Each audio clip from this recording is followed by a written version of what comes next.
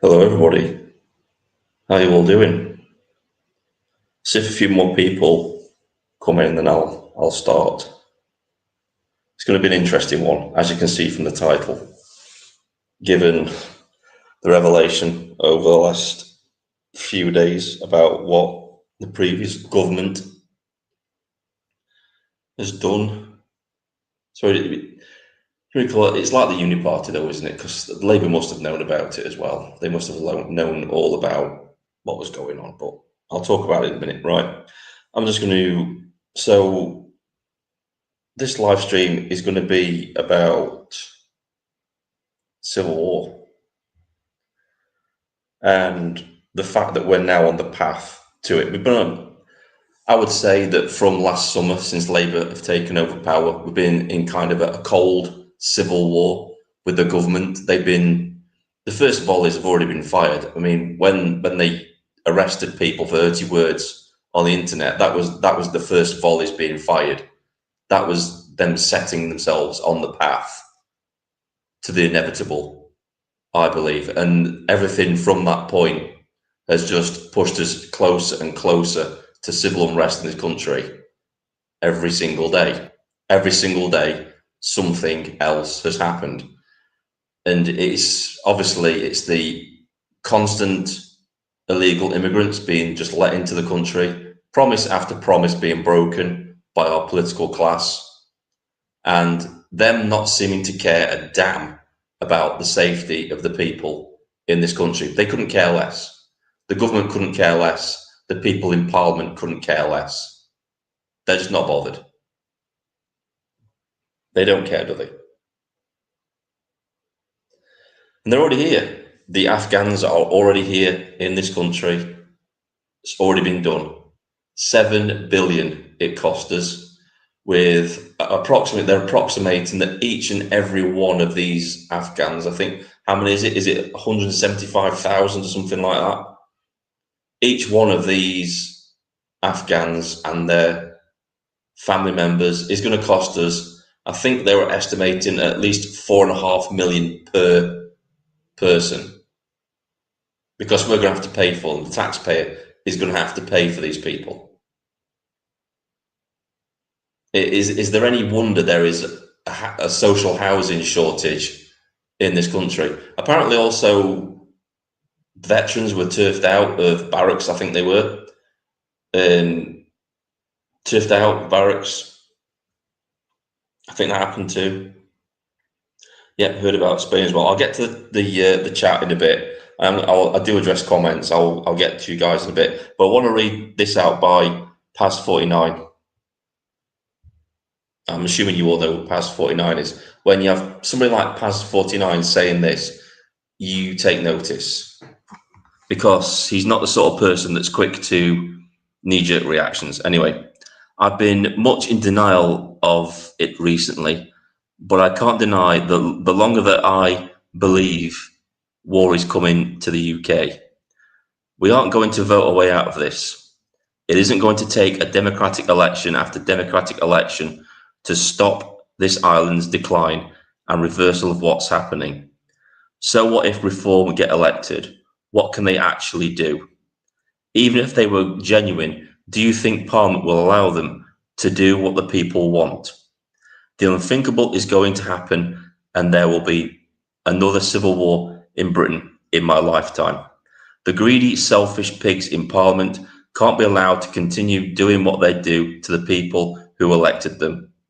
Direct democracy is the answer, but it isn't going to be implemented peacefully, I'm sad to say. I agree with everything that Past 49 says there. That's my sentiment exactly on this situation. Any political solutions are going to come too late. They're not going to save this country.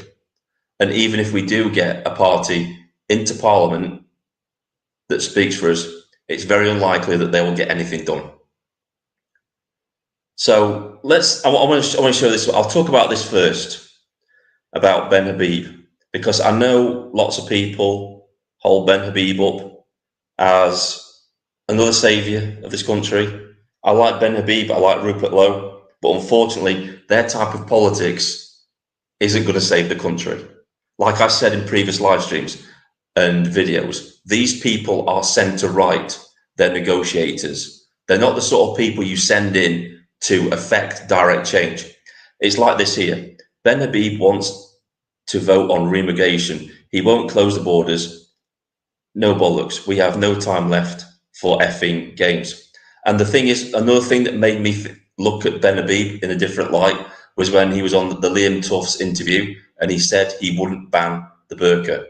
He said he would find other means to make people integrate by making sure there were less of those people in the country. That's not the answer. That's centre-right politics. Again, it's negotiated. It's because he doesn't want to upset the Muslim vote, unfortunately. We've had enough of this. We don't want people who are in a car that's out of control arguing about which direction to turn the wheel. You grab the wheel and you turn the car in the direction to avoid the wall and to avoid crashing. You don't have a conversation about it. You just simply do it. We don't need a referendum on re-immigration. You just go into Parliament and you say, this is what we're doing. This is how we're saving the country. We don't need negotiators. We need hard-lined people that are going to go in there and do what needs to be done. That's what we need. Not negotiators, not appeasers. We all know that reform isn't the answer. I'm not going to get into that. Reform is definitely not the answer. They're a joke. Hopefully they'll collapse within the next year or so. All support for them is declining. They've had another key figure today. They've had Suella Braverman's husband quit the party. He's gone. I don't know what he was doing in the party. I think he running a branch or something like that, or was he? I don't know what he actually did with reform, but he's quit after Zai Yusuf's comments about his wife. He's left. So reform is on borrowed time. Their little ticker, their subscriber ticker, is flying backwards like a speedometer at the minute. They're losing all support. So reform aren't the answer. So if we're looking at a political solution, nothing's going to come. Even if we had a hard right party get into Parliament in 4 years, it will be too late. They will be picking up the pieces. Everything that is happening right now. The battle is being fought for this country right now, and we have nobody in Parliament speaking for us. They're all traitors. They don't care about the people of this country. They only care about their own agenda. And this is a very, very dangerous time for this country. It really is. So Liam Tufts said this: I can't walk into a coffee shop anymore without overhearing people discussing government betrayal, migrant hotels, illegal invasion, replacement theories, fear of civil war, children's safety, cultural differences, and the cost of living. It doesn't, if this doesn't worry you, it should. The framework for civil war is already been set. I said in a previous video, it would only take another incident like Southport to ignite the keg and set everything off. We are in very, very dangerous times. And I'm with Tim Davis on this. He's the guy on Twitter, the fighter pilot, ex-fighter pilot, RAF fighter pilot. He said, get to the gym, prepare, and look after your family and your community. Because at the end of the day, those 650 people in Parliament aren't going to defend you when the shit hits the fan. And it is going to hit the fan. There's no doubts about it in my mind. It is coming. And like I said to people on X today, people aren't going to declare on the internet that they're declaring war on the government. One day it will just happen. It will just happen out of the blue. Nobody will know where it started or what caused it or why it happened. It will just happen. People will just have had enough and it will flare up. It could happen at one of these migrant hotel protests. I hope it doesn't. I hope everything stays peaceful, because to me, you'd be playing into the hands of the establishment. But that's a flashpoint. These migrant hotels are flashpoints for civil unrest. They really are. And I think the government knows that. Maybe that's the reason why the Starmer regime has put these people in hotels in all communities, because they want multiple flashpoints. Maybe that's why they've done it. Maybe that's why they're all out there. I'm sorry to break the news. I'm sorry to be yet again negative, but I'm not going to sugarcoat this. I don't believe there's a political solution out of this. I really don't. I wish there was, but all those solutions are 4 years away. Even if Starmer's government collapses, and there are signs of Starmer's regime starting to collapse. He suspended 3 MPs today, 3 MPs who are apparently plotting the rebellion on the benefit cuts thing. He suspended all 3 of those MPs. Now, there's going to be backlash for that because the Labour Party isn't a coherent, solid unit. It's made up of different factions of the far left. And there will be reprisals for this, for Keir Starmer. It could even go as far as having his cabinet start to resign. Once that happens, you will start to see the collapse of the Starmer regime. Once you start to see cabinet ministers resigning, it's go time. It's starting to collapse. And like I said, even if we have a general election tomorrow, we have nobody that is capable of going into Parliament at this minute that's in any sort of shape or form to form and run a government. Would you really trust Tice, Anderson, Farage, Poaching to run the country? They couldn't even run a bath, let alone run the country.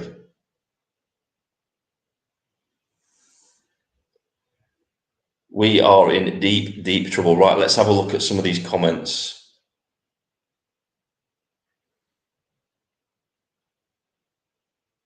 So, right, guys, I'm just trying to look at some of these comments that have been coming in. I'll try and pick out some of them. But yeah, what are your guys' opinions on this? You know, a lot of people have still got their head in the sand thinking there's a political solution to this. They're still fighting over which party's best. And it's like, guys, the country is going down the shitter now. What you're arguing about is pointless. It's completely pointless. The party politics side of things now is pointless. All the political commentators on YouTube, it's pointless. Arguing about who's going to solve the problem. Nobody is. There's literally no political solution to this mess. Like Past 49 says, there's no voting our way out of this. There's no democratic solution because there's nothing in place to save the country. Because you get into Parliament, now you've got another battle. You've got the civil service, which is immensely powerful.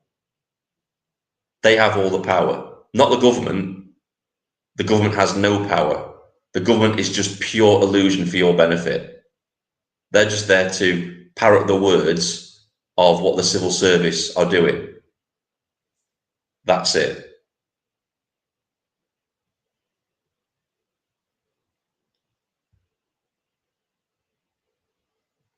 I trust Nick Tenconi UKIP to run the country in the next election. The thing is, though, Jack, and I think Nick Tenconi would be honest with this himself. He said himself he's got to train up the people, his team. He simply doesn't have the people yet. If there was a general election tomorrow, UKIP wouldn't get into government. They wouldn't.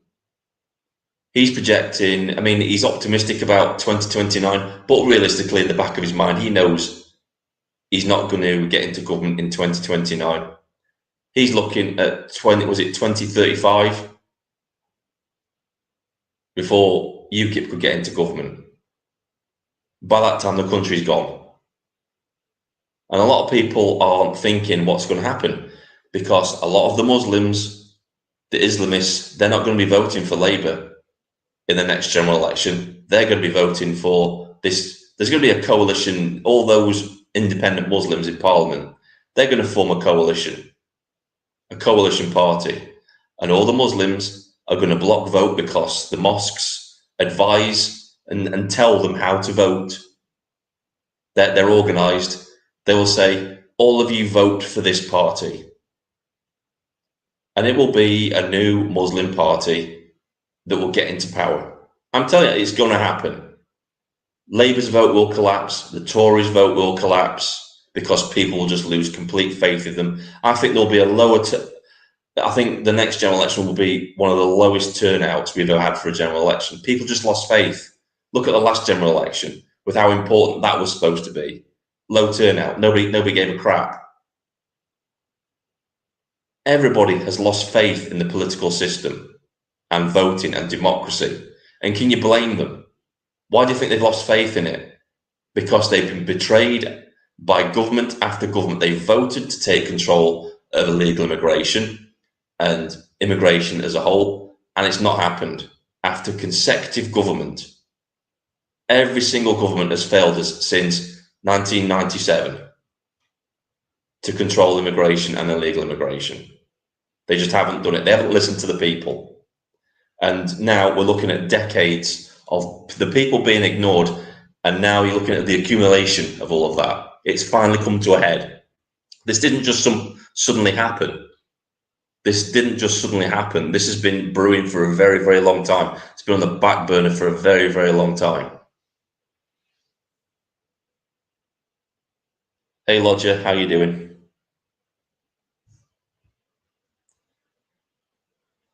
Yeah, the independent communist Islamists have just increased from 4 to 10 after Starmer kicked out the 4 today, so soon will be 12. Exactly. I'll look at some of the comments. Good evening all. Sorry I'm late. Don't worry about it. You're fine. We only just started. The other thing is the work is too great about what have done to the government, given what Liz Truss and Dominic Cummings have admitted. Dominic said a genius would have their work cut out. Yeah. There's nobody with the stones to go into government and tackle the civil service. You would literally have to go in and sack the entire civil service in Whitehall to get anything done, because they will be fighting you every single step of the way. They become too powerful because for decades they've not been kept in check. They've been allowed to get as powerful as they are. And like Paz said, I'll reread this, what Paz said. So people, when I can get it up, that is. I'll read this, what Paz had to say on Twitter. So this is what I agree with, totally agree with it. So for all those that have come in late or just joined, I'll read this out again. I've been very much in denial of it recently, but I can't deny any longer that I believe war is coming to the UK. We aren't going to vote our way out of this. It isn't going to take a democratic election after democratic election to stop this island's decline and the reversal of what's happening. So what if Reform get elected? What can they actually do? Even if they were genuine, do you think Parliament would allow them to do what the people want? The unthinkable is going to happen, and there will be another civil war in Britain in my lifetime. The greedy, selfish pigs in Parliament can't be allowed to continue doing what they do to the people who elected them. Direct democracy is the answer, but it isn't going to be implemented peacefully, I'm sorry to say. That's what I agree with. That's what I think is going to happen. There is no political solution out of this. The politicians, the political class, they're out of time. They're on a knife edge. They really need to listen to the people. But I doubt they will, because they're so out of touch with us that they've just got no idea. They've got no idea at all. I mean, when I was listening to Ben Habib on Liam Tufts, I was reading between the lines. Liam Tufts was talking about the working class, and to credit to Ben Habib, he said, "I don't understand the working class. I've never been working class," and that's the issue with all these parties, with the problem with Reform, the problem with Labour, the problem with the Conservatives, the problem with the Liberal Democrats. All those parties don't understand the vast majority of people in this country, because they've never walked a mile in our shoes. That's the issue. That's why we need a true party of the people that is from the people and for the people. Until we get that, nothing will ever change this country. And unfortunately, it looks like that change is going to have to be forced. Right, let's have a look. not so much sacking civil servants, more like what was done in France in 1945 with the Vichy civil service. A nice meeting with 9 members right here.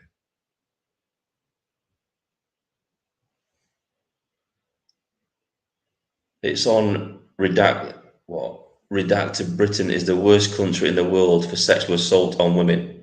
I think UK government don't care about women in Britain. No, they don't. They don't give a toss about the native people at all. What was I watching the other day? I was watching some podcast the other day, and they said we'd gone down the rankings in free speech. We were below countries that have dictatorships regarding free speech. That's how bad this country has become. And again, it's the old analogy of the frog in the pan, isn't it? People haven't realised because the heat has been slowly turned up over time, and nobody's realised just how much freedom we've actually lost because it's been done at a steady, gradual pace over time. If all the freedom that we have lost was suddenly taken away instantly, people would have noticed, and there would have been people out on the streets straight away. But people haven't realised because it's happened gradually over time. And, you virtually can't say anything because of the nebulous laws. I mean, you look at the Malicious Communications Act, how that's been abused. You literally don't know what you can say anymore because it's subjective. Anything you say could be alarming or distressing or harassment to anybody, depending on how they feel about it. So that just shuts up the entire population because nobody knows what they can and cannot say regarding free speech. And it's deliberately done that way to keep you silent, to question what you're saying. How many times have you guys been on Twitter or on YouTube or any social media and then thought twice about what you're posting before you posted it because you thought, is this going to get me in trouble? And that's what they want to happen. They want you to question what you're writing. And they want you to think, well, I better not post this because I don't know if this is crossing the line. That's suppressing your freedom of speech. That's suppression. That's oppression. And that's the way they want it.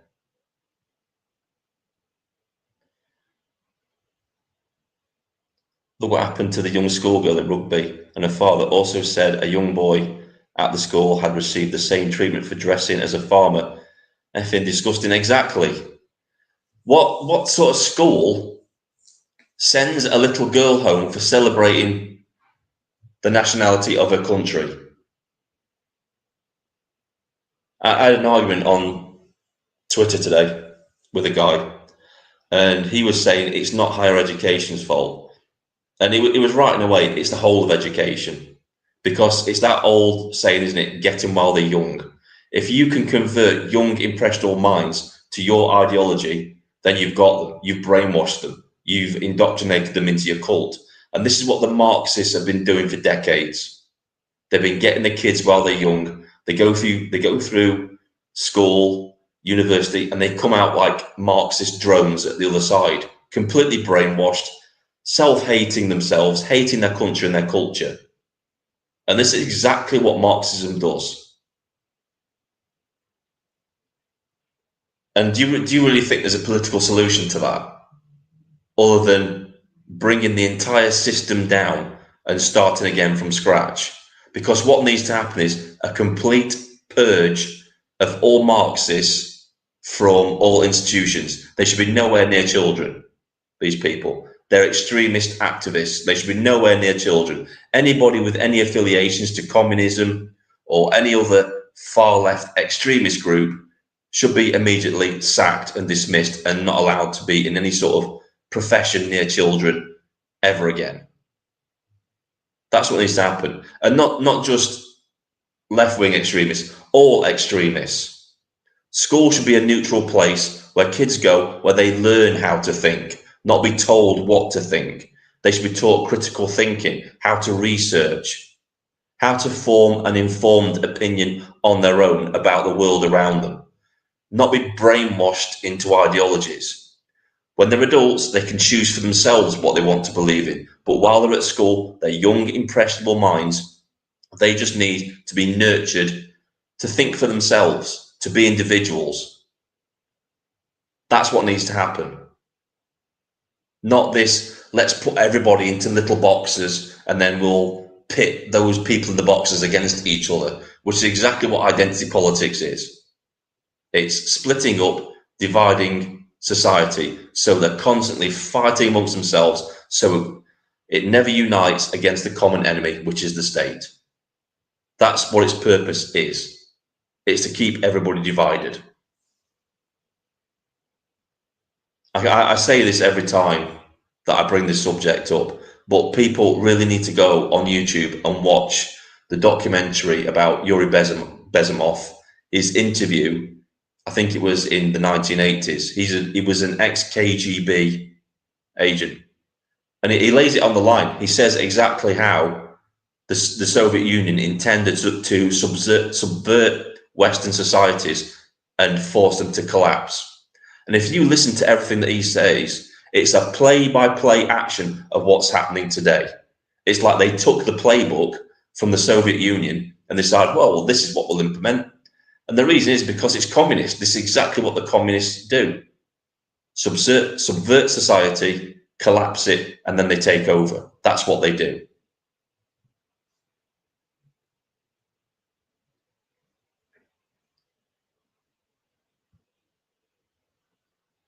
They clearly picked on that little girl, tried to shame her. It's a credit to her parents that they last things for herself. Yeah, and I don't know what it is with the right. I've seen some people on the right calling the dad a grifter because he accepted money from GB News, The Sun, and other news networks. They offered them money and they've accepted it because of this situation.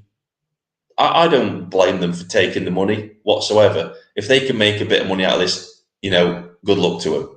And maybe they're not going to spend it on themselves. Maybe they'll put it in a bank account for their daughter for the future. I don't understand people that attack them for that, calling a grifter. It's like, Jesus Christ, just shut up.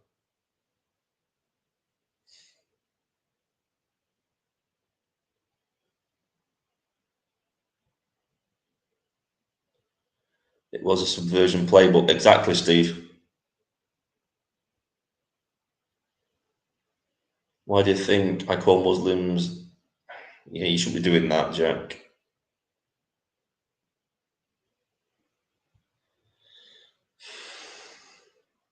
The things they are teaching children is pure trash. Yeah, my daughter, she came up for school, I asked her about it, been teaching about pronouns. And I just told her when she came in from school, yeah, there's only one pronoun, and you're not a cis female or anything like that. You're a female. You're a little girl. You're not any of these bullshit terms that the school is saying that you are. And that's from an Outward Academy. Outward Academy. They've been absolutely shocking, by the way. Outward Academy. Absolutely shocking. Awful schools.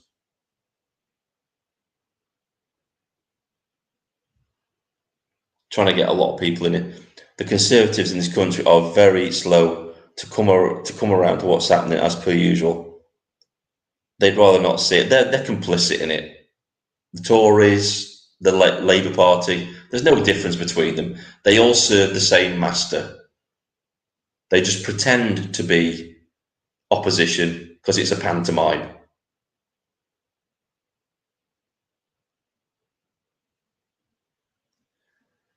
More people need to get on the school board of governors and have an impact on schools and stop this brainwashing. The thing is, Lodger, if you are right wing or right leaning, you won't be allowed on the board.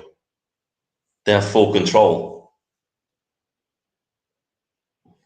That's the thing. They've taken control. There is no way for people to sort this mess out. And that's what we're heading towards. That's why people are so frustrated. So let's see if there's any more comments that I missed.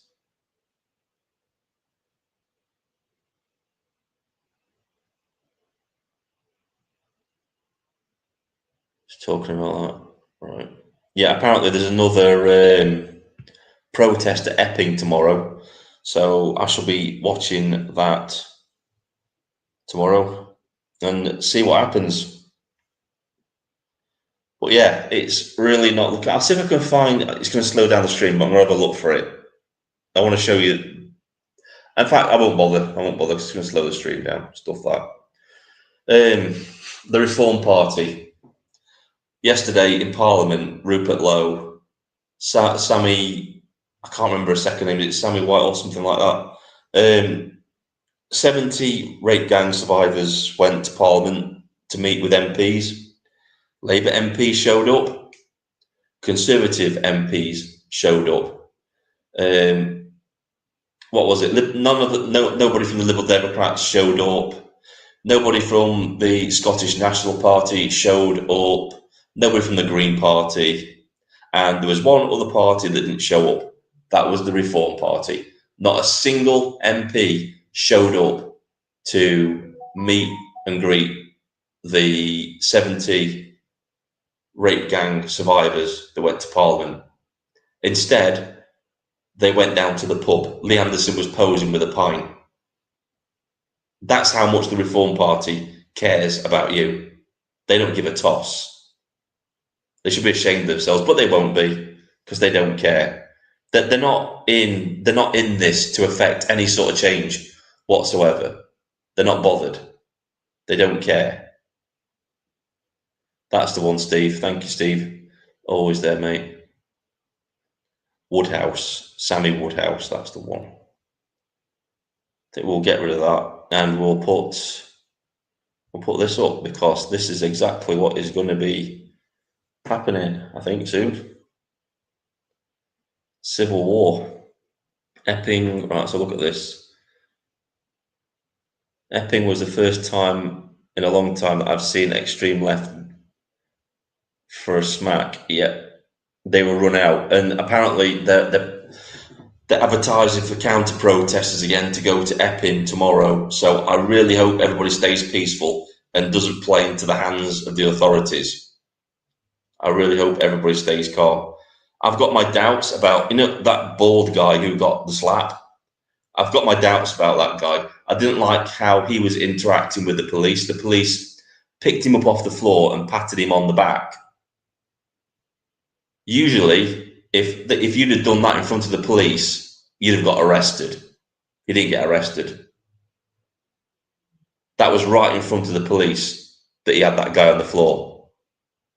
So I hope everybody at the Epping protest tomorrow at the Migrant Hotel is careful. If any people turn up with masks on and start on your side of things, I would ask them to take the mask off or leave. That's my advice. Just do what Toy Robinson does. Don't turn up with a mask, because most likely, if they're wearing masks all dressed in black, they're probably from the other side trying to cause trouble, or they're agent provocateurs trying to stir up trouble, trying to get violence started so that people get arrested from the protest. So yet again, the government has an excuse to clamp down on things. Stay calm. That's my advice. Stay calm, stay peaceful.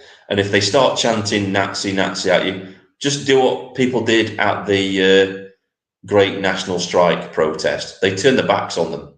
Just turn their backs on them. Let the police do their job. Turn your backs on them. That's the biggest slap in the face you can give them, because it's basically saying to them, we don't care about you. You're not important. That's my advice to the people.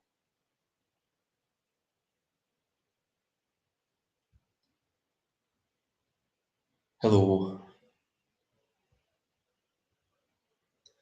Yes, I mean, Rupert Lowe started a petition for mandatory collection and publication of certain child sex offender data this morning. Again, right, petitions. What exactly is it going to do? I've seen it. He started a petition about other things as well, and to me, petitions are part of the problem. They're just for blowing off steam. It makes you think you're having some kind of change and effect. You hand in a petition, and the government just dismisses it.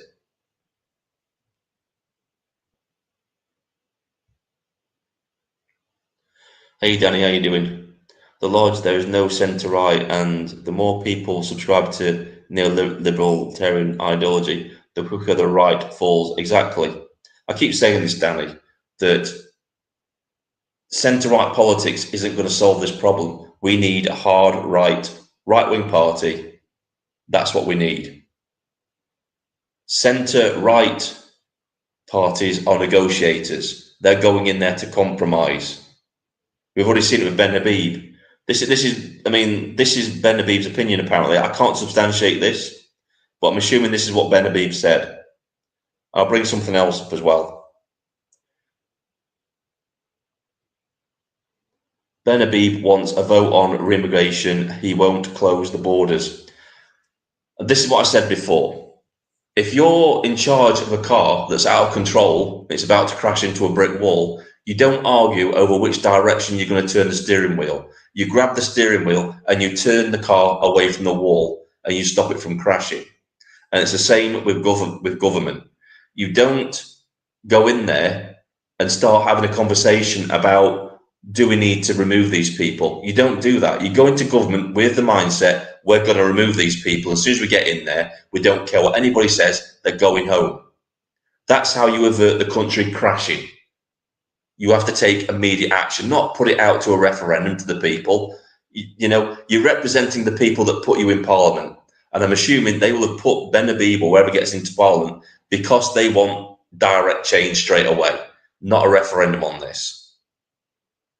This is why I've got no faith in politics at the minute, because everybody that seems to be coming forward just is clueless as to how to save the country. We know that Nick Tenconi is saying all the right things. And, I wish that people had gotten behind Nick Tenconi and he was the one potentially going into government, because at least we would have a fight on our hands. At least he would go in there fighting. But we haven't even got that. Ben Habib's Advance UK isn't that. It's a centre-right party. It's milquetoast. It's weak. The Reform Party is exactly the same. That's not going to do anything. They're just a placeholder party to suck up all the potential right-wing votes and then not do anything. It's just...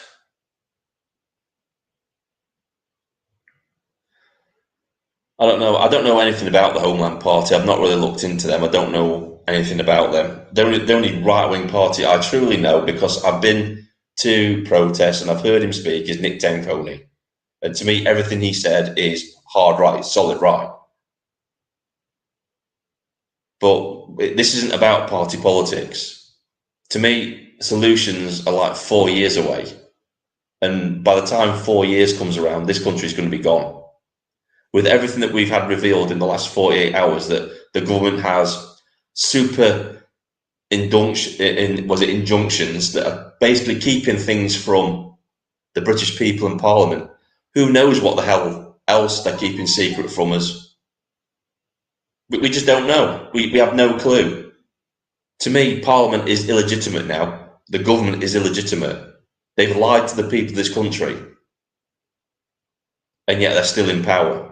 If this had been the Middle Ages, there would be an army marching towards Parliament right now to dissolve it and to arrest all those who deceived the country. Unfortunately, those times have gone. Unfortunately, those times have gone, I'm afraid.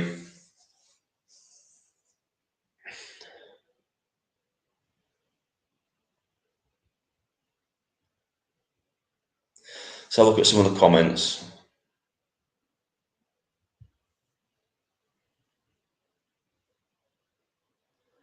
I have a lot of time for Nick, but when he's got the people around him for government or even a shadow cabinet, yeah, he admits it himself, he's still training people up, he's looking for people. And that's the point. There's a shortage of people coming forward to stand with him. And I think part and parcel is, I think Danny's touched on this, I think people are afraid. People are afraid. After last summer, people are afraid of what will happen to them because they think the government will most likely come after them. Who knows what the government is capable of? A few years ago, we would never have dreamt that people would have been put in prison, fast-tracked, given 3-year prison sentences for tweets and Facebook posts.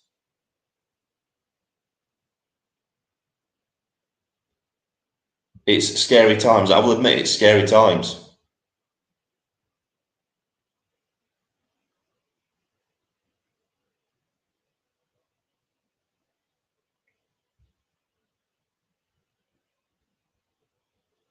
I'll be honest with you, I don't think Starmer's regime has got that long in power.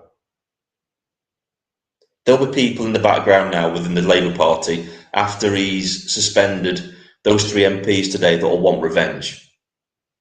The cracks will start to form in the party. And this is what I've been trying to tell people. This is what I said at the beginning of the stream. The Labour Party isn't a cohesive bloc where they all believe in the same thing. It's made up of lots of different factions that basically come together for a common cause. But they're all fighting over who wants power within the party. It's like Game of Thrones within the Labour Party. I mean, look, there's been talk about Angela Rayner having the knives out for Starmer. And if Angela Rayner gets into power, somebody will have the knives out for her. They won't last long in power.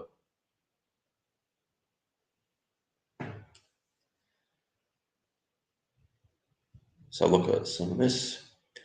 Yuri Bezmenov tried to warn us. Everything he predicted is coming to pass. Exactly.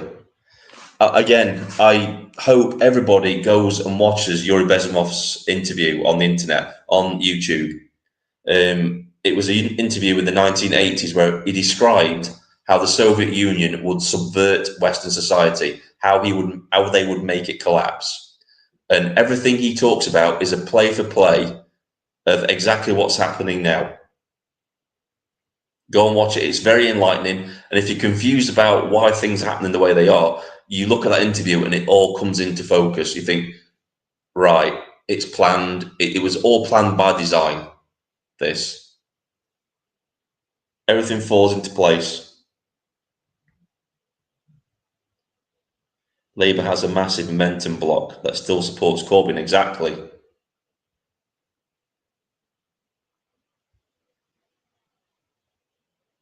I've never watched it in full, so after this I'll go and watch it. Yeah, it's a must. Trust me, I think it's about an hour and a half long, but it's well worth a watch, because the minute I watched it, I was like, the minute it was over, like, wow, everything makes so much more sense now. Probably not Vin, but when Starmer's put, they'll just put another mouthpiece in there, or compliant, or what's it? Complicit, yeah. So the writing's really small on this laptop. I can't read it hardly. That's the one, Steve. Can I pin that to the top of the chat? I'll pin that to the top of the chat. I can't pin it. Well, I can star it though. There we go. No, wrong one. Sorry. This one.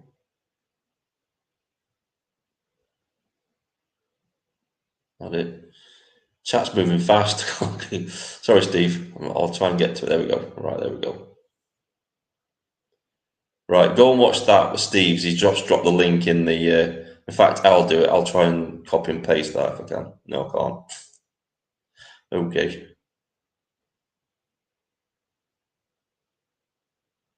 I heard about it. Jack, go and watch it. You'll not be disappointed. I think everybody's in the same mindset. Voting is not going to help. We never voted any of these clowns in. All hand-picked. It's not just that. It's like you can vote for the people you get into Parliament, but you can't vote for the civil service, and they're the ones with all the power. So you can vote any government you want in, but you really need warrior MPs. You need an absolute warrior to go in there and take on the civil service. And I believe that is Nick Tenconi. I think he will do that. He will fight tooth and nail against these people. And that's what you need. But he's not going to get there. He's not going to get there yet. He's years away from achieving it. Because like I said, if a general election was called tomorrow, there's not a single party that would make it in there. It would have some kind of weird coalition. I don't know who it would be, but it would be a coalition, because I don't think any of the parties would get a majority.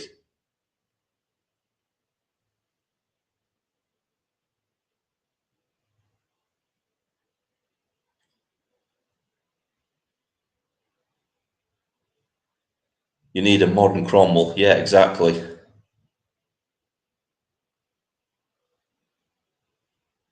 Well, that's what it is, isn't it? Will the Economic Forum dictate our future? The government are just puppets. Exactly. Look at what Starmer said when he was asked the question: which system do you favour the most? Do you favour Westminster or do you favour Davos? And he said Davos. So that showed everybody where this guy's loyalty really was, didn't it? It's not with the people of this country. It's not with democracy. It's not with the mother of all parliaments, which is what it used to be, and the mother of all democracy. He's with Davos. He's with all the globalists.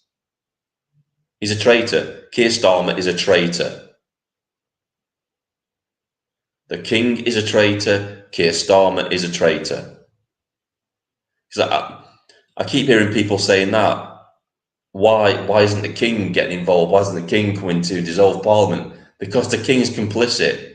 He's in with it. He's with the World Economic Forum. That's why there is no saviour coming to save us. There literally isn't. If we are going to save this country, it's going to be down to us. And the way you do that is you start with your communities. You protect your communities, you protect your families. Because like I said at the beginning of the stream, those 650 people in Parliament, they're not coming to save you. When the shit hits the fan in your local communities, the only people you're going to be able to rely on are your next door neighbours and your family. That's why you need to start looking out for each other, build your communities, look out for one another. Because when it does kick off, it's going to be safety in numbers. Because I don't think people really appreciate what happens if a civil war did break out. Law and order would break down.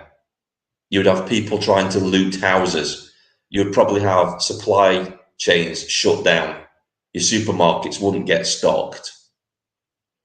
I'm talking worst case scenario. I'm talking actual all-out war in this. Your supermarkets probably wouldn't get stocked. The government would probably cut off supplies to areas that were helping the rebellion to cut off their supplies. They could even cut off water to areas. They could cut off electricity to places to try and quell the rebellion. That's what could happen. That's what could happen in all of this. And to me, everybody should prepare. And it's not me being some kind of conspiracy theory nut. You know, when you've got people, professors that are experts in warfare talking about, yeah, you've only got about 5 years. If nothing changes, you've only got 5 years before civil war breaks out in your country. Look at Spain. Spain is on the brink of civil war. We all thought it was going to be Ireland, but I think it's going to be Spain where everything kicks off first. And then it will like a domino effect. Once one place goes, everywhere will go. I think Ireland will be next after that because they've about had enough of it as well. They're getting tired of it. And you've seen it in this country. I'm seeing more and more instances of people actually tackling these illegal immigrants now. They're being chased out of parks. They're being physically accosted. If the police won't do the job, then the community will do the job of the police. That's what they need to realise. And that's not me inciting violence or anything like that. That's just stating a fact. If you live in an environment where people are constantly committing crimes against your community and nobody's coming to protect you, what are you going to do? What is the community going to do? It's going to protect itself, isn't it? And that's not the fault of the community. That's due to a lack of policing from the police doing their job.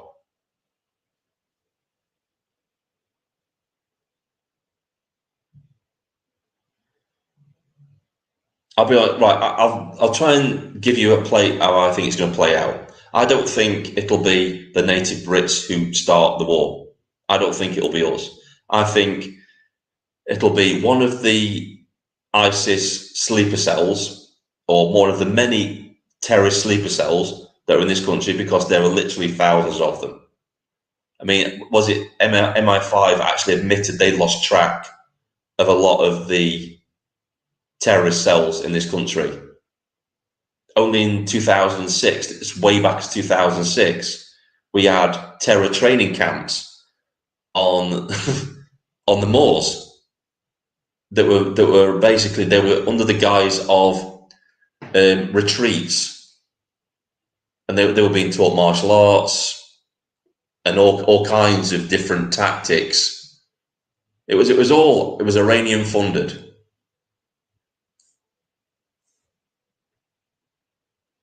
So what I think will happen is it'll be a terrorist cell. They'll commit a terrorist attack. Our government will just appease them as usual. It'll be all the usual nonsense. Keep calm and carry on. Don't look back in anger. People won't follow through with that anymore because they're sick of hearing it, and things will kick off.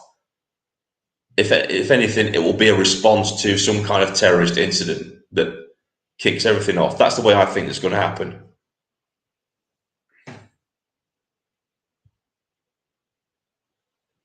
Civil war means the few who might stand up will get arrested and fast-tracked to prison to enable the Islamists to proceed how they planned. I think if that happened, I think that would just escalate into all-out war. I really do.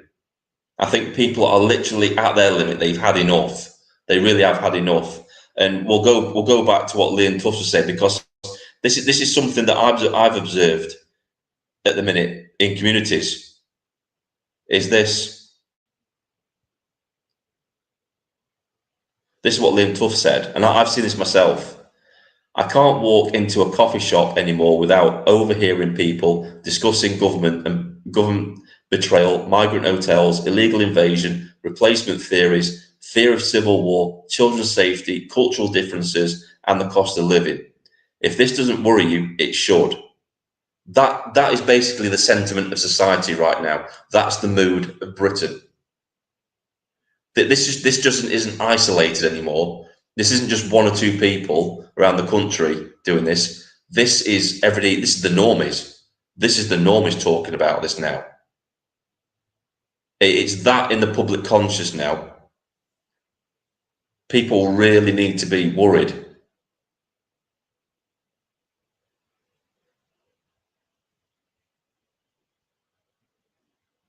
What a letdown by the Shield. I was hoping they were helping. Oh yeah, on that topic, they've shut down their Twitter account. It's gone. Their X account is gone. So they've done a runner. Apparently their Facebook is still active. So if anybody wants a refund, I suggest you go to their Facebook page. But from what I've been hearing, they've been blocking anybody that has been raising concerns about what's been going on. I can see the police getting involved. I can see it being a fraud investigation before long. But that's beside the point.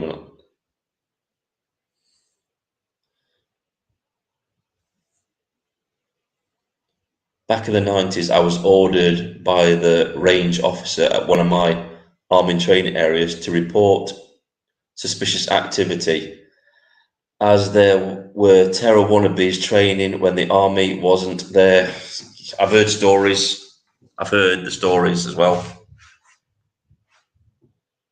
The biggest one, go and look for yourselves. It was news story, 2006.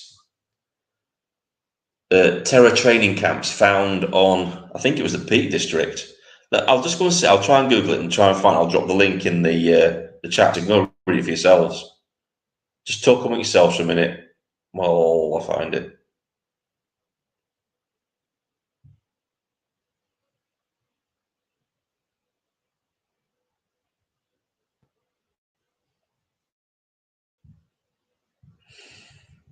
When it loads up, that is.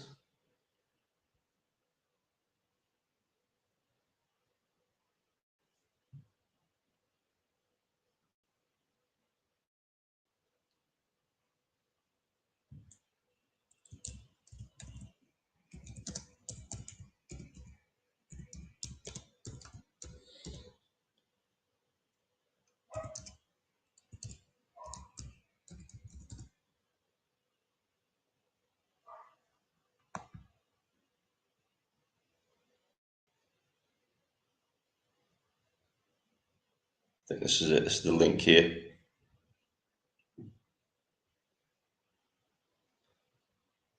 Hang on I'll try and get the link for it.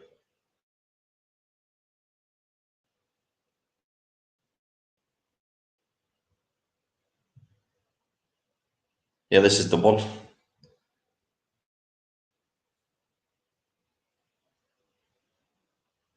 Just waiting for it to load up so I can get the link for you guys. But it's well worth a read. This was back in 2006. So it's been going on since then. Obviously, once they got found out, they covered up their operations, they would have moved somewhere else.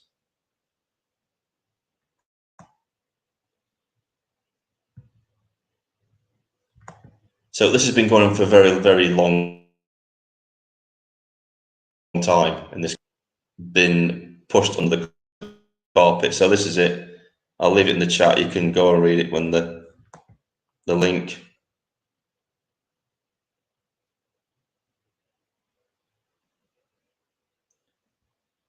It's in the chat. Now, go and read that link.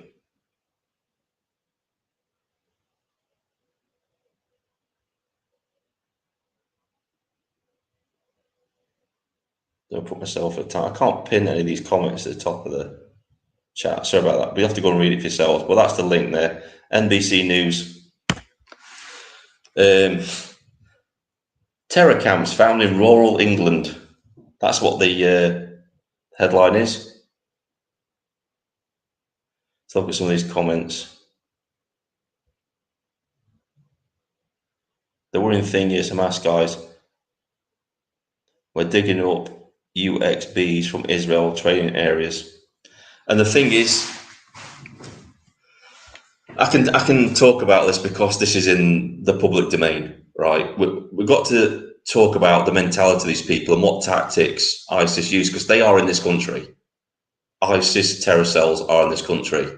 And I'll just tell you how evil these people are. We used to have safety briefings about what to look out for because they were constantly changing the way they built IEDs. And literally, they were very, very creative. ISIS, very creative.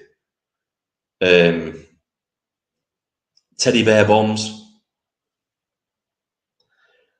They had been known to use wheelbarrows. They'd use kids with wheelbarrows to push wheelbarrows towards you, then detonate the wheelbarrow with the kid.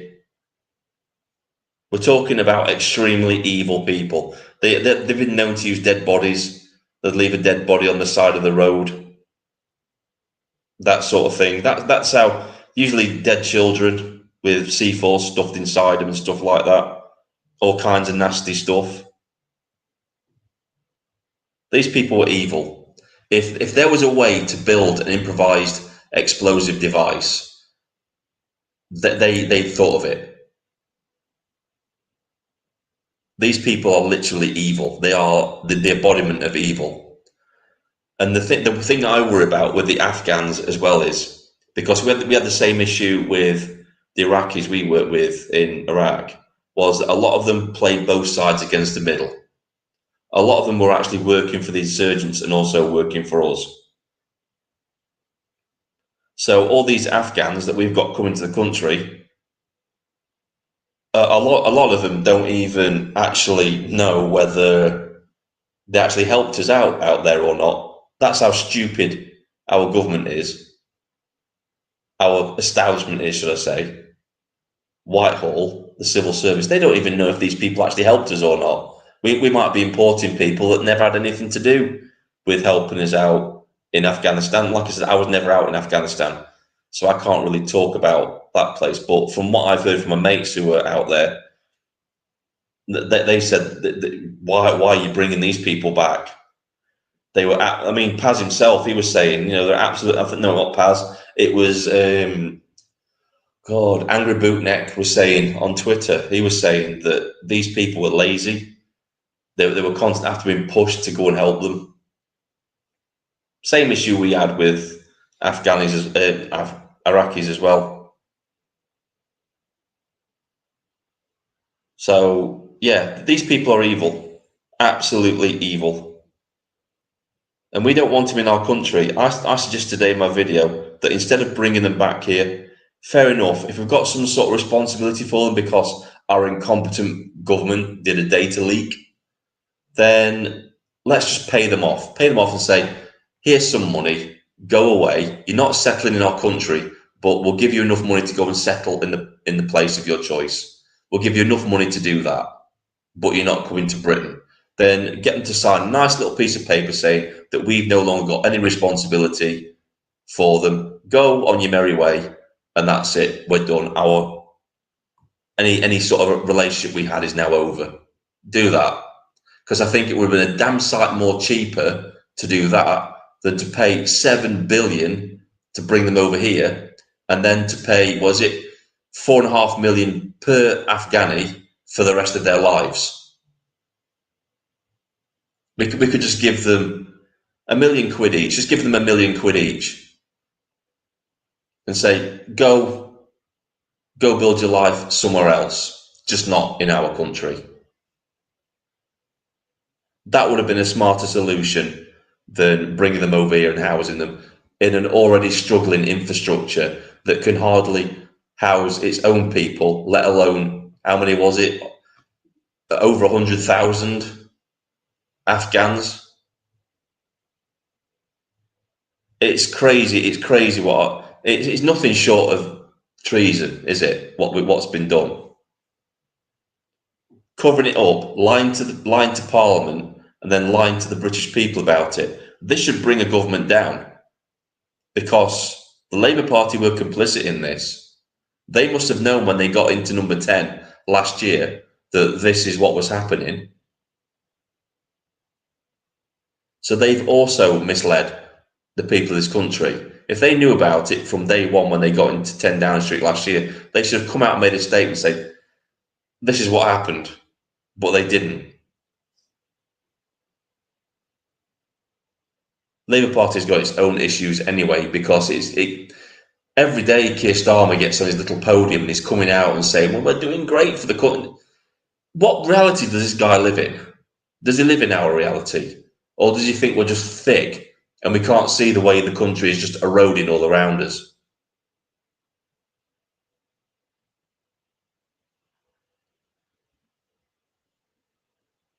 Housing them in army barracks. The thing is, though, right, what do we do with the soldiers? Are they getting kicked out? Are the soldiers that are in those barracks being kicked out and being forced to live elsewhere because of this?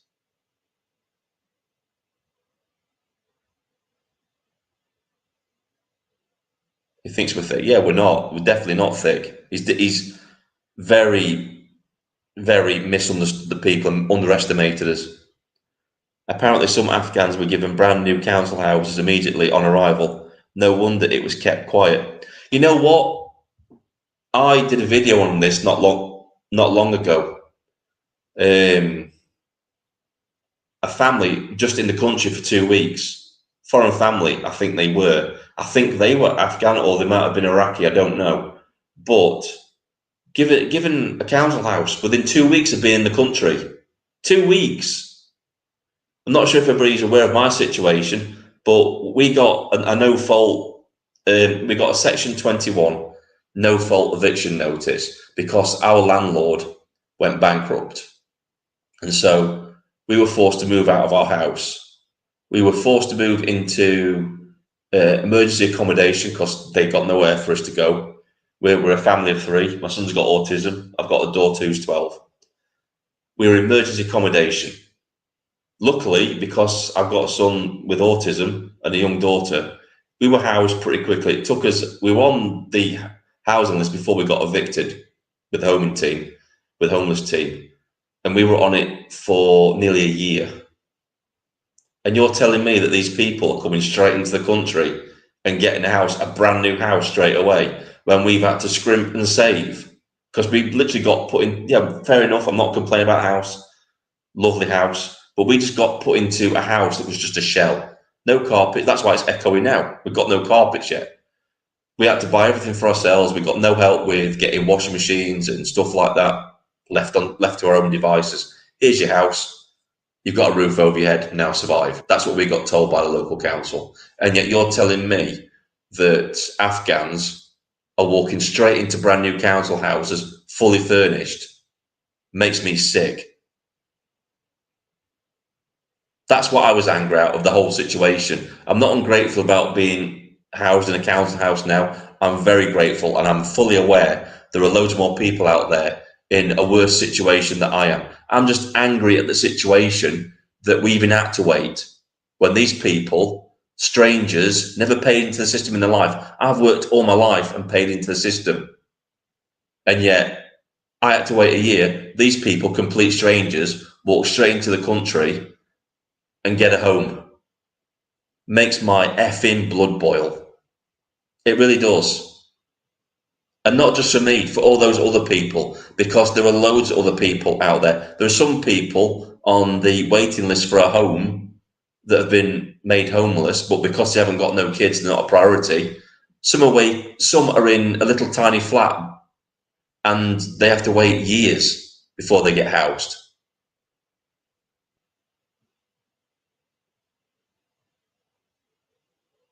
That's what pisses me off. Even it's not right, and there is no way it can be right. Exactly.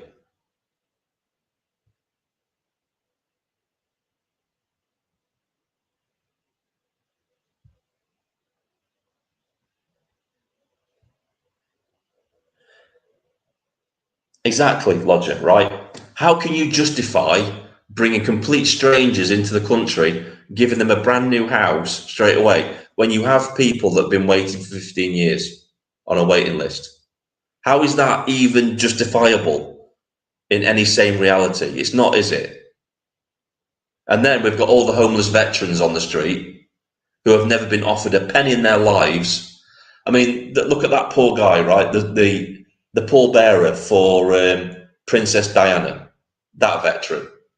He was just given a sleeping bag and told to deal with it. He died on the street. He froze to death. And yet we can house complete strangers instantly from other countries just like that. Makes me sick. Just imagine what could have been done with that 8 million a day they're spending on these illegal immigrants. They could literally build a special homeless person unit where they can go and get help, have medical staff in there so they can go and get the teeth fixed, so they can go and get health checks, so they can have a bed for the night, so they can have at least one meal a day.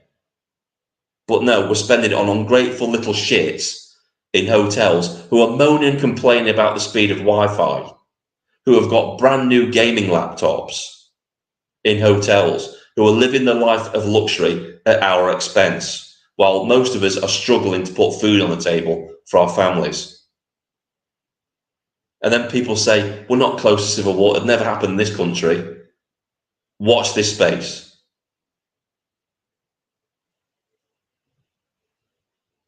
They do hate us. You're right, they do hate us. They absolutely hate us. I've been reading the stories today on X about soldiers saying, why the hell are we allies with these Afghanis? They're paedophiles. So all this, the enemy of my enemy is my friend bullshit, isn't it? We should never have been allies with them.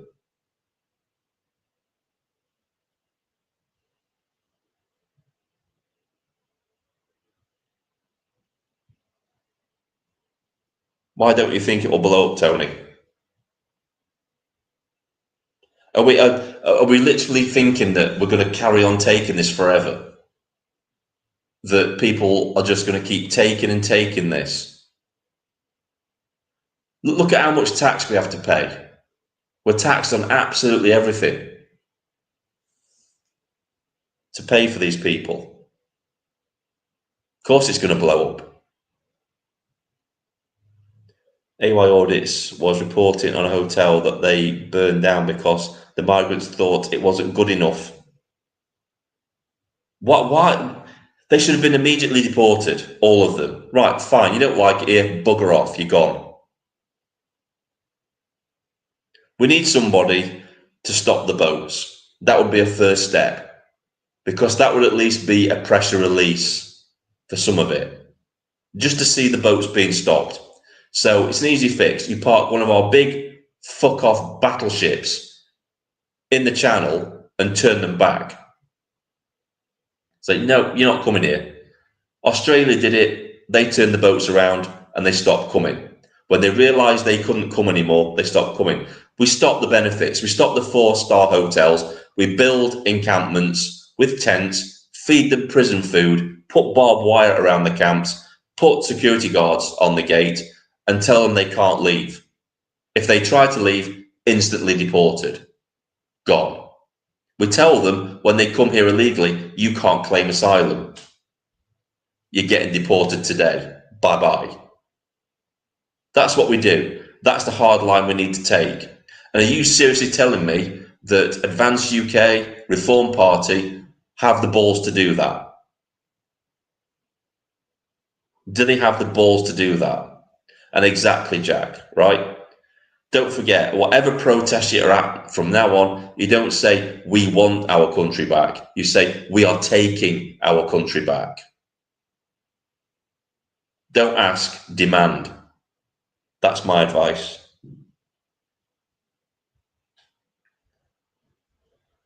Why have Labour given 500 million to agricultural schemes to foreign countries whilst trying to rip off our own farmers? It's all about money laundering. About half of that money never even makes it to those schemes. It'll end up in the pockets of lobbyists. And then at some point, that money will come back round full circle, minus whatever the lobbyists take out for their own people, and it'll end back up in the pockets of the people who okayed the aid. That's how it works. That's why these people get so rich from being MPs on just 100 grand a year. That's why they become millionaires. It's not because of their wage they get from Parliament. It's more the backdoor deals. It's all the back alley deals they do with lobbyists and big business. The whole thing's corrupt. Parliament is totally corrupt. The government is totally corrupt.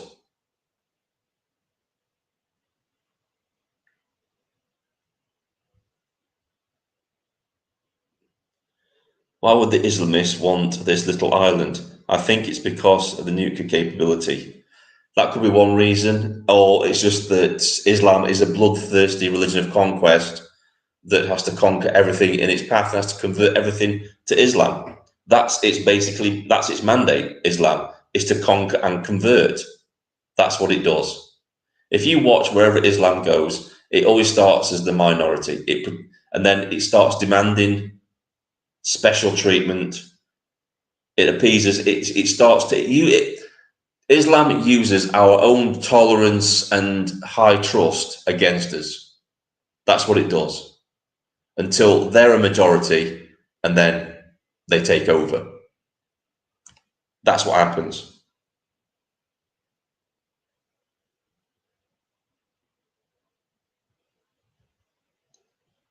This is another thing.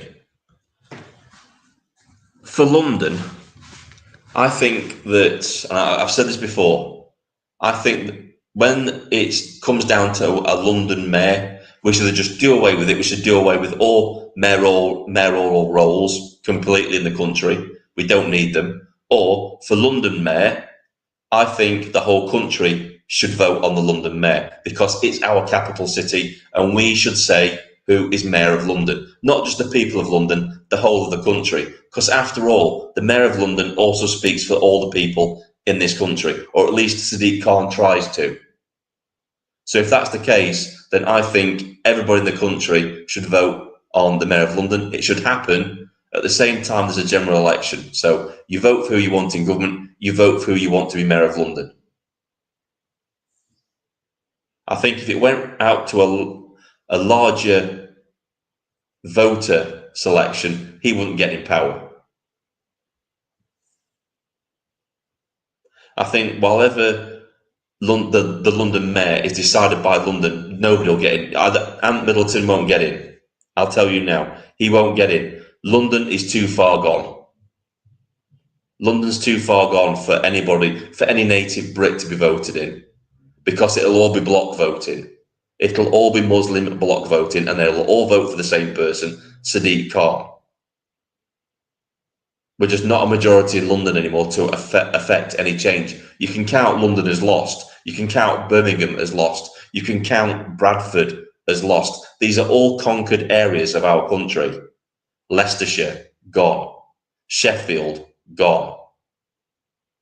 Anywhere there's a grooming gang, Rotherham, gone. Manchester, gone. Oldham, gone. These are all areas that have been conquered, colonised.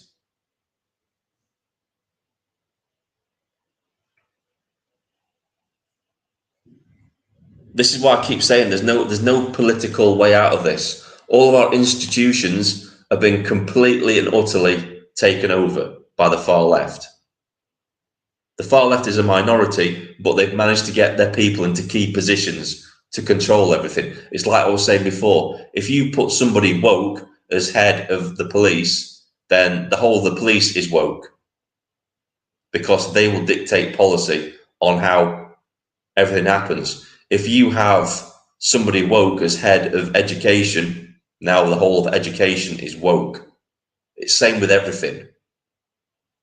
And that's what they've done. And they pull the ladder up after them, so nobody of any right-wing persuasion can get into positions of power and change things back. They control everything. I bet there's lots of right-wing teachers in schools, but they keep their heads down and they toe the line and they go along with the agenda, because they know if they speak up, they'll be out of a job. It's the same in the entertainment industry. Do you really think that all those actors really believe in all this woke bullshit? Or do you think they just go along with it because they know if they don't go along with it, they won't work ever again? It's the same with everything. Hey Linda, how you doing?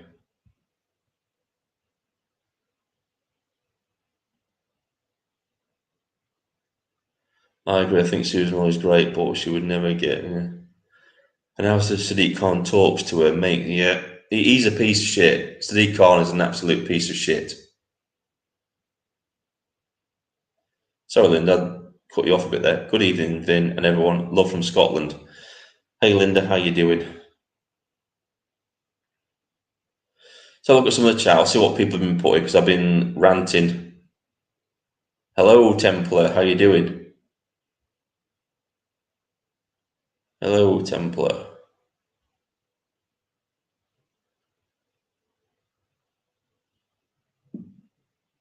It's a bit of a controversial statement.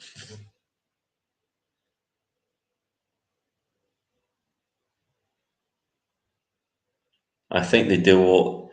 I think they do. All them actors are trying to make their kids trans. Don't forget the most P word are the most effed up. Yeah, there will be an element that are absolutely batshit crazy. Case in point, Madonna. She's a lunatic. Angelina Jolie, absolute mad as a hatter. Completely. There will be a good majority of them are absolutely woke and believe in it. But there will be some that just go along with it because, yeah, if I don't do this, I'll never work again type mentality.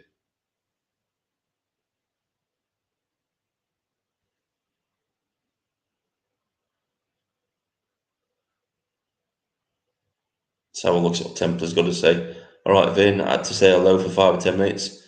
I go, laugh out loud. Sorry, Templar, I just didn't see you, mate. The chat was going. I'm not used to the chat going this fast.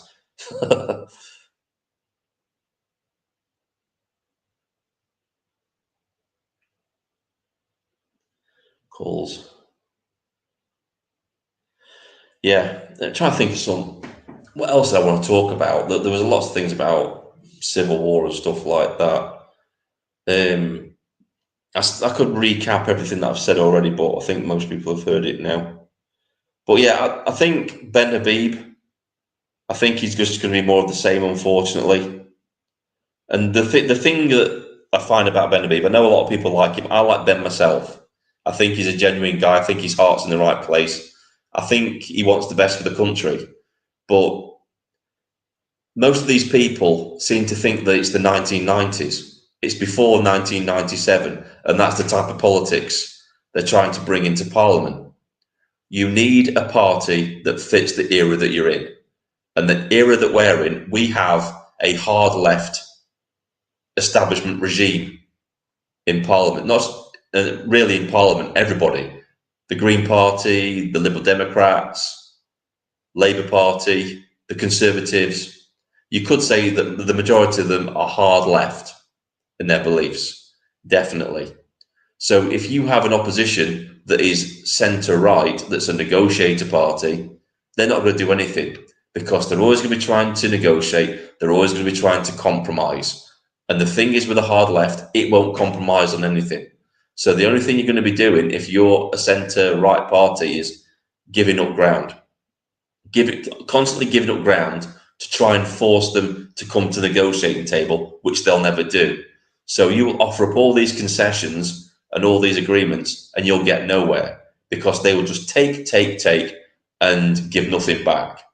So it'll just be a waste of time. It's like what I said before. If you are in control of a car and it's heading towards a brick wall, you don't want to be having a conversation about which direction you're going to turn the car in. You just grab the wheel and you steer the car away from the wall to avoid it crashing. And it's the same with the country. You don't go in there and negotiate which direction you want to go in. You don't go in there and negotiate about re-immigration or deporting all the illegal immigrants. You just go in there, you grab the steering wheel and you do it. You turn the country in the way that you need to turn it in order to save it. You don't ask permission, you just go in there and do it. That's the sort of party we need. That's the sort of leader that we need. And we just don't have it at the minute. Not at least a leader with any ability or chance of actually getting into Parliament. Not with our first past the post system.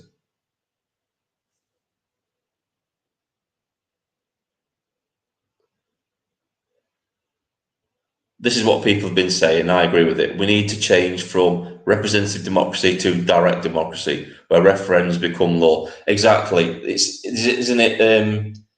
Is it Sweden or is it Switzerland that do that? I think it's Switzerland, isn't it? Switzerland that does direct democracy.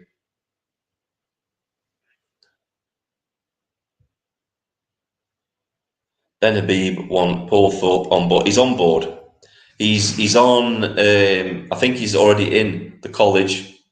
He's in Advanced Parties College, so he's already on board with it. I think it might be that he has a big following, and Ben is hoping for more people to join. I like Nick Tenconi. He has balls of steel. Yeah, he definitely does. Yeah, Swiss. Yeah, and this might be controversial, but I think if we have direct democracy, then I think it should be mandated that you vote. You have to vote in the referendum. That might be controversial for some people, but I definitely think if you're going to have direct democracy, then everybody should be forced to vote. You need to vote. You need to take responsibility for your country and vote.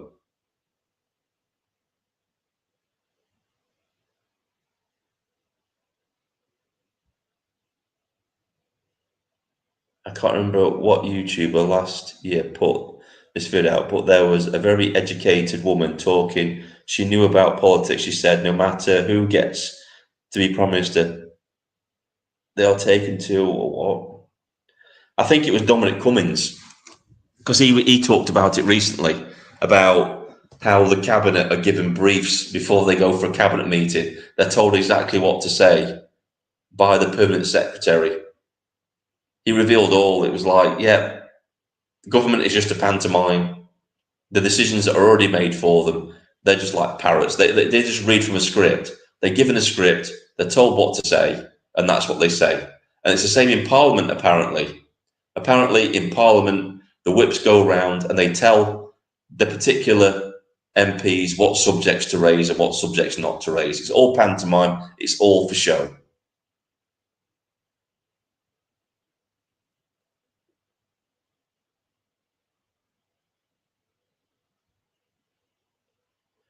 The only thing I'm going to say about this is I watched the debate between Danny Roscoe. He's just been on recently. He just came in the chat recently between Danny Roscoe and Paul Thorpe, and I had to switch it off. Not because of Danny Roscoe. I like Danny Roscoe. He was coming up with a lot of good points, but it was like what Tom Fury said. It's like he was just talking about himself being a victim all the time, and it was like, really.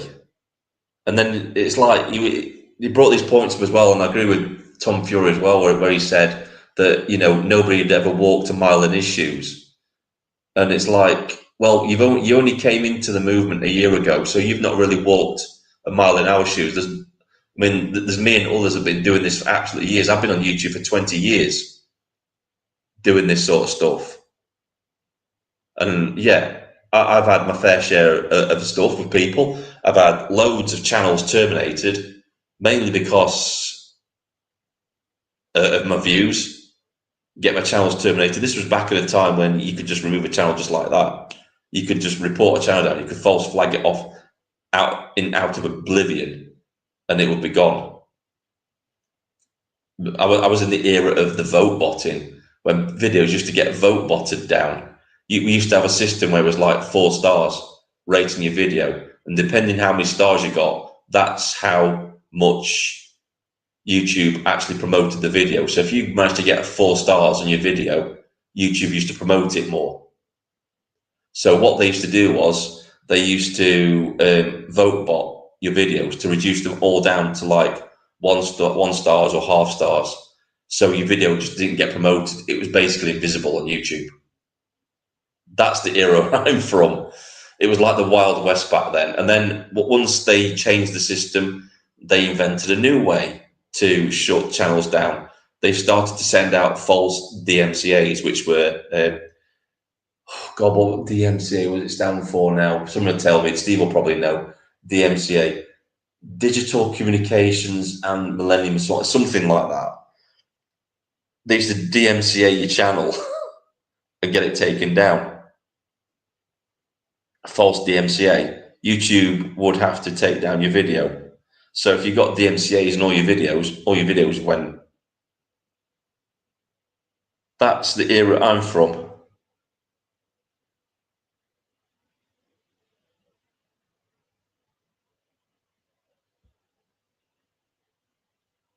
It's just criticism.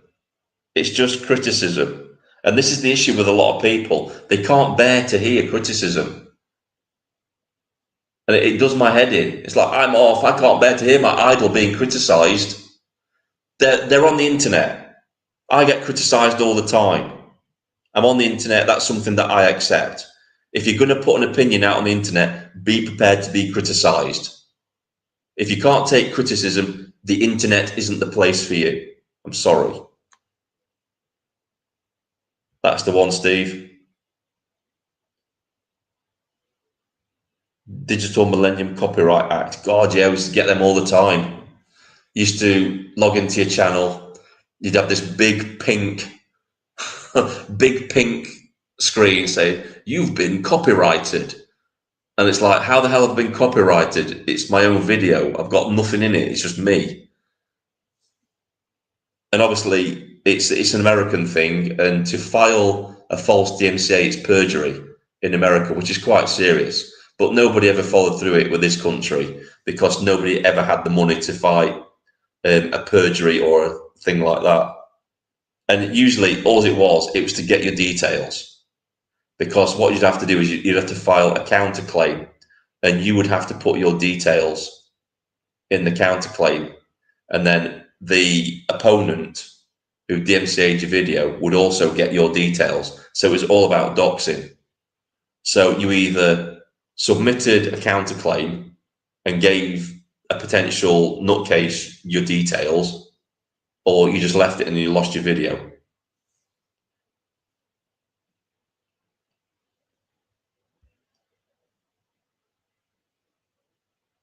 They're still around a lot, hence the Palestine lot use music to cause a DMCA. Yeah.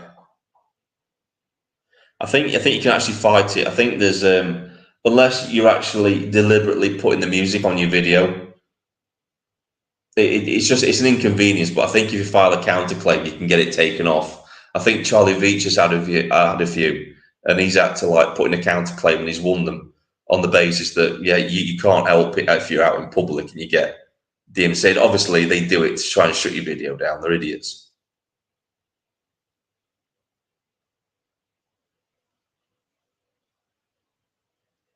Thorpe is so sensitive. He wants everyone to think he's a great guy and doesn't like criticism. Yeah, unfortunately, if you're on the internet, you're going to get criticism. I mean, we was talking about nasty comments. I get nasty comments all the time. Sometimes I address them, sometimes I just ignore them. If they're just insults, just block. That's what the block button's for. I think of it like this: you're not suspending somebody's free speech; they're just calling you a twat. If they just pop up on your video and call you a twat, what conversation they bring into the video? Nothing. They're not bringing anything. So I just get rid of them, and they've still got free speech. They can still make a video on their channel criticizing me all they like. I'm just choosing who gets to come in my living room and insult me. Nobody.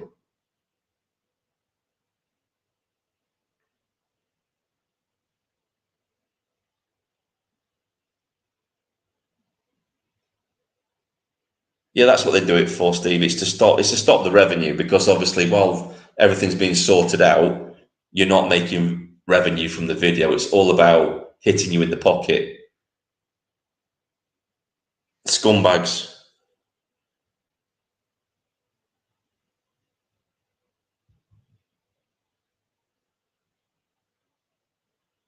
I was going back to Paul. This is the only time I'm ever going to talk about Paul Thorpe ever again, because I said this the other day in a tweet that the internet is big enough for Paul Thorpe to go and do his thing, and for everybody else to go and do their thing.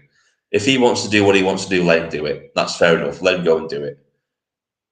My main concern now is getting my country back. That's my focus. That's what this channel is going to be about. It really is.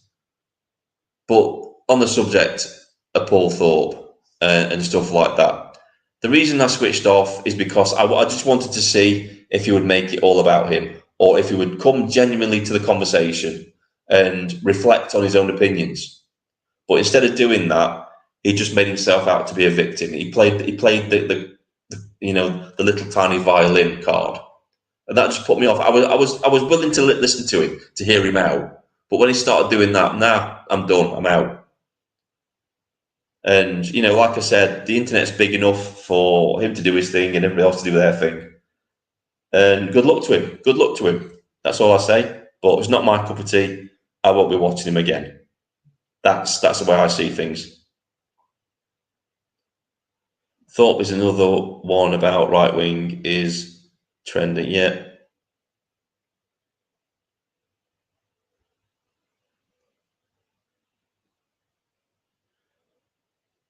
Talking about lack of revenue, everyone needs to like.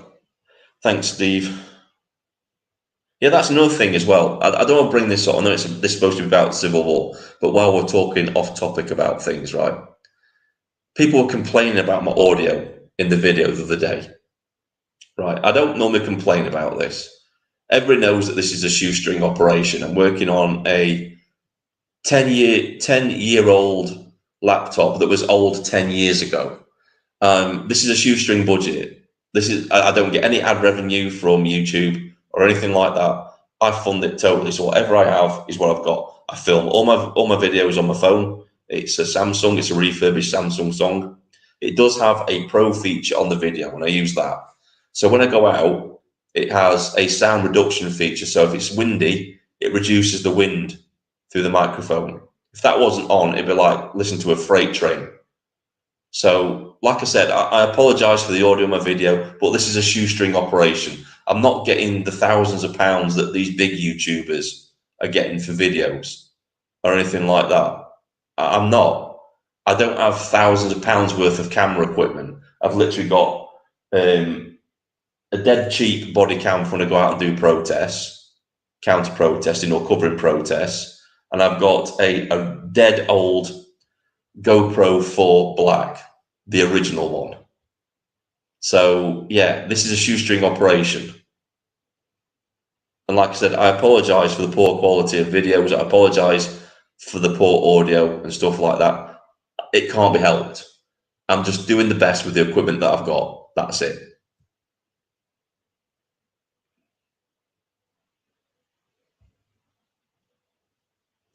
The audio is serviceable. What can you say? What you say is golden. Thank you. That's what I appreciate. I just want people to understand that it's like, yeah, I think people watch these big YouTubers because they have got the expensive cameras and the expensive microphones, and then they expect everybody to be of that same quality. And you can't do it. You literally can't do it. I wish I could, but I can't.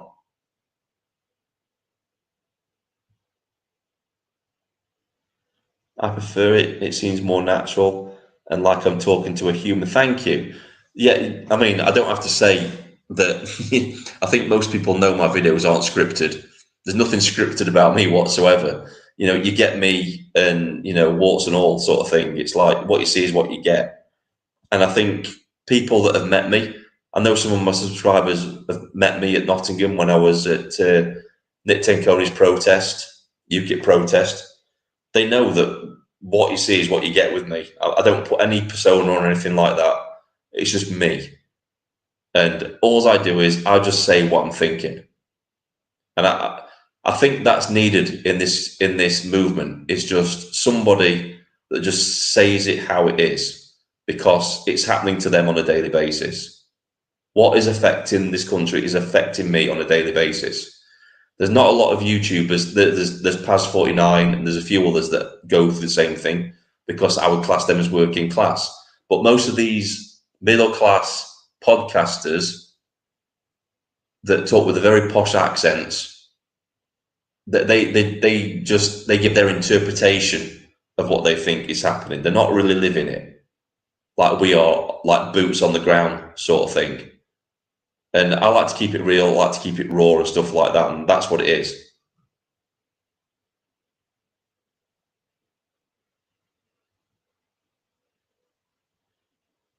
Thank you, Lisa. Yeah, I don't understand. I mean, I watched the video back where they were saying the audio was poor. They're saying it was quiet. It's like, well, it's playing all right for me. Maybe it's just their equipment that's a bit dodgy.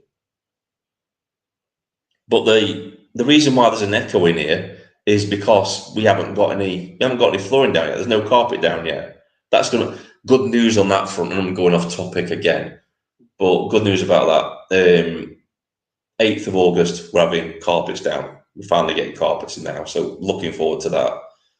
We're starting to get sorted. So yeah, no more echo in the living room. It'll be normal. Be able to make normal videos, and then I'll be able to get all my streaming microphones out of storage, because I do have a proper professional microphone set. It's just all in storage, just not been able to get it out yet. So the sound quality will improve on the laptop. Hopefully I can get a proper streaming laptop in the next couple of months, so I can start doing videos. I can show videos in the live streams, and we can watch them and discuss them as they're playing. That'll be interesting. I've got some out and about videos coming up pretty soon. Some interesting ones, because I like to be out and about. I don't just like to be sat behind a computer talking about what's going on. I like to be going out there and showing you what is going on. So some of that's coming up. Big things happening. I'm going to try and cover a pro-Palestine protest at some point in Sheffield. I've got in touch with a few other people, some auditors, and we're in discussions to get together and go and cover a protest. Safety in numbers. I don't think I would go to Sheffield on my own and cover a protest on my own. I think it's way too dangerous. I'm getting a stab vest, a Kevlar stab vest as well, because you just don't know. You just don't know what these people are capable of.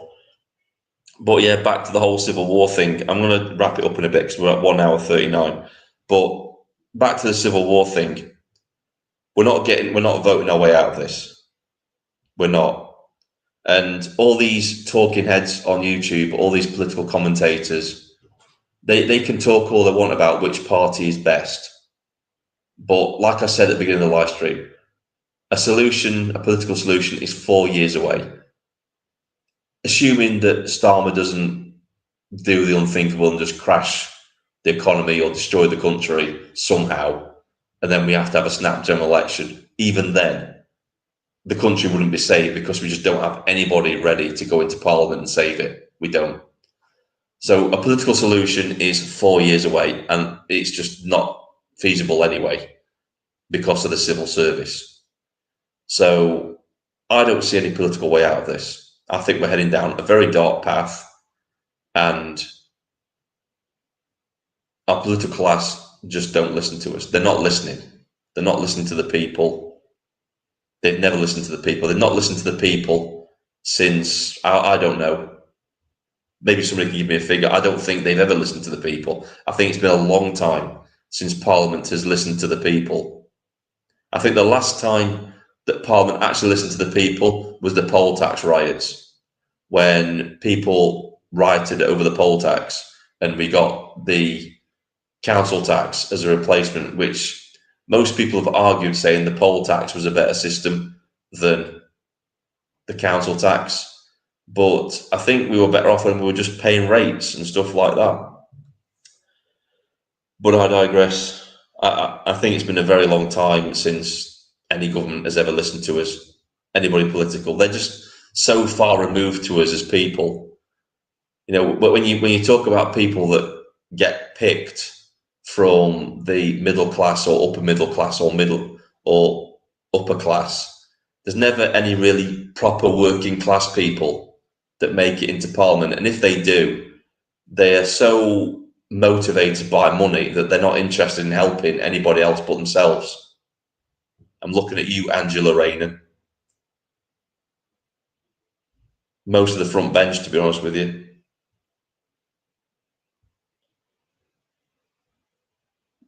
Finn agreed, very dark times ahead. There are dark times ahead, and people need to take their heads out of the sand and wake up and smell the roses, because we are in deep shit at the minute. The Irish have already started their fight back, north and south. Good luck to them. Never ever thought I would see Nats and Loyalists unite. Exactly. If they can do that in Ireland, then why the hell can't the right wing in this country unite over one common cause? That's the question I want to ask.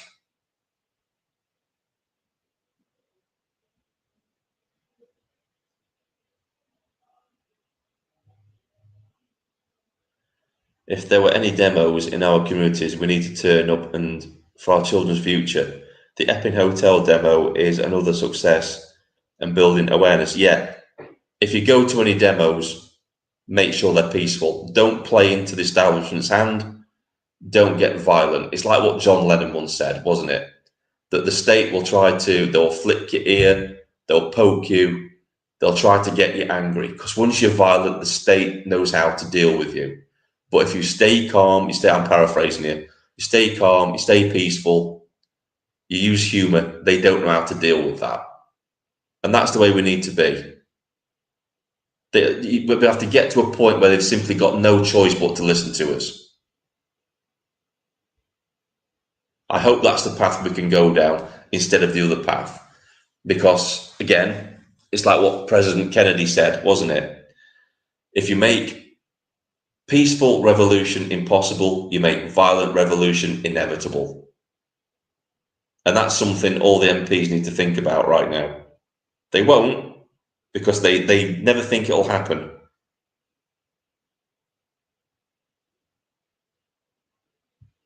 Well, football is just the new bread and circuses, isn't it?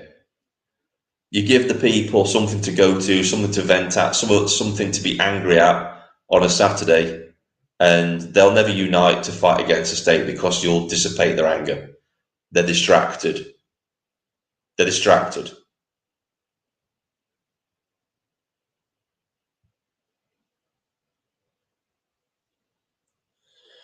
Right, guys, I think I've said enough. We're on the nearly 2-hour mark. So I'm going to thank everybody for coming. I'm going to thank all the new subscribers, everybody for subscribing to my channel. You really appreciate it. You can help the channel out by liking, sharing, and subscribing to the channel. It really boosts me on the algorithm. It really gets my voice out there. It's a really big help, guys. Please do it. Don't forget to like and share this live stream if you like the content.